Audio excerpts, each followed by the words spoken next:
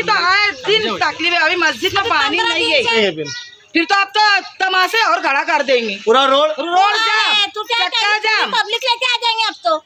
पूजन अगाड़ी से रखदेश। यहाँ पर हमारी माँ बहनों को पावर की बहुत तकलीफ है। कल से हम पावर लाइटमैन वालों को कॉल कर रहे हैं, कोई इसका जवाब नहीं आ रहा है। यहाँ से कल से डिपकी उड़ी हुई है, तो यहाँ मस्जिद में भी पानी नहीं है। यहाँ माँ बहन रोज़ा रखेंगी कैसे? हाँ, हर त्यौहार के टाइम पे डिपकी उड़ी आती है, कोई पावर वाला लाइट वाला ध्यान देता नहीं है।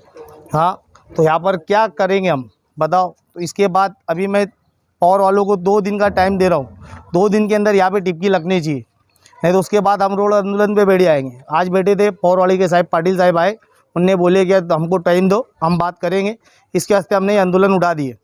मैं अभी पावर वालों को, लाइट वाले साहब को यही संदेश देना चाहता हूँ कि यहाँ पर जल्द से जल्द डिपकी लगाई जाए, नहीं तो उसके बाद हम ट्रांसफार्मर के वास्ते रोड आंदोलन करेंगे, पावर हाउस पे आके धरना देंगे। उसके बाद जिम्मेदारी पावर हाउस वाले रहेंगे, हम नहीं रहेंगे।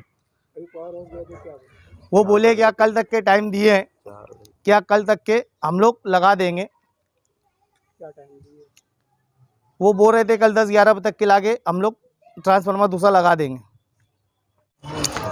कभी कल नहीं बनाए, यहाँ पे डिपकी कल नहीं लगी तो कल पूरा रोड जाम रहेगा और पावर हाउस भी पूरा जाम रहेगा।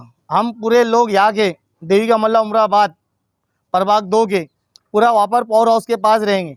उसके बाद जो कार्रवाई रहेंगी कानून कायदे से वो क्योंकि यहाँ के लोग बिल उल सब भर रहे हैं, कोई आखिरी का लाइट नहीं चला रहा है, यहाँ सब मीटर वाले और सब बिल भर रहे हैं। तो मेरी हाँ, आंदोलन करेंगे सर। जब नहीं सुनवाई होगी तो क्या कर सकते हैं हम वही कर सकते हैं ना।